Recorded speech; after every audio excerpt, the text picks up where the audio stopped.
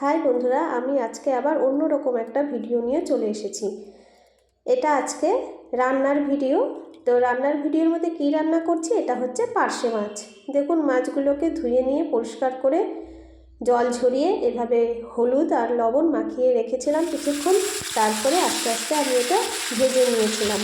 তো পার্শে মাছ তো ছোটো বড় অনেক রকমই অনেকেই খেয়েছেন। তো আজকে আমি একটু বড় সাইজের পার্শে মাছই, খুব বড় না, মাঝারি সাইজের পার্শে মাছটাই রান্না করছি। তো সর্ষে দিয়ে রান্না করব এটা।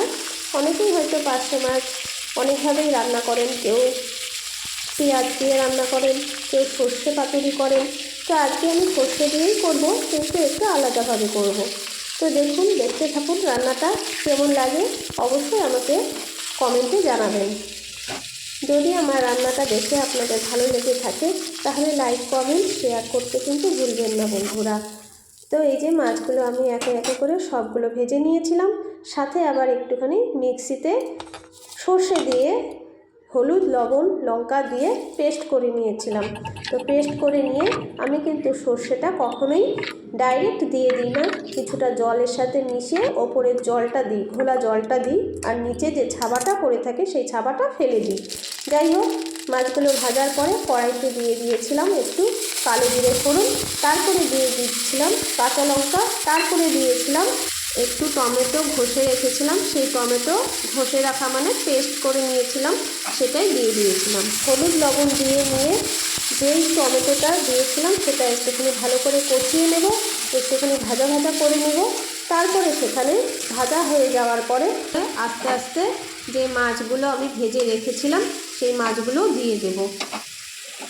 আগেই কিন্তু আমি ঝোলটা দেব না, আগে মাছগুলো দিয়ে মাছের সাথে সেই মশলাটা একটুখানি নেড়ে চেড়ে নেব। সব মাছগুলো সমানভাবে এইভাবে কড়াইতে ছড়িয়ে দিয়ে নিয়ে তারপরে যে সর্ষা বাটাটা আমি জল দিয়ে রেখে দিয়েছিলাম সেই সর্ষা বাটার জলটা আমি দিয়ে দেব ওপর থেকে। এই যে নিচে ছাবাটা রইলো এটার মধ্যে আবার একটুখানি জল দিয়ে নিয়ে তারপরে আমি আবার এই যে জলটা দিয়ে দিচ্ছি, কারণ নিচের ছাবাটা খেলে পরে কিন্তু বেশি ক্ষতি হয় আর গ্যাসও হয় বেশি, এই কারণে নিচের ছাবাটা আমি দেই না। যাই হোক, আপনারাও এটা একবার করে দেখবেন, অবশ্যই ভালো রেজাল্ট পাবেন।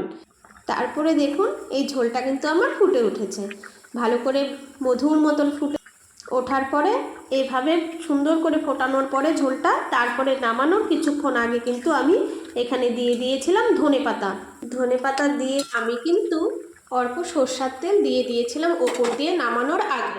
সেটা অপশনাল, কেউ দিলেও দিতে পারেন, না দিলেও কোনো অসুবিধা নেই, দিলেও হবে না দিলেও হবে। এই যে দেখুন, লুকটা একটু মাছের ঝোলের অসাধারণ হয়েছিল দেখতে, খেতেও অসাধারণ হয়েছিল।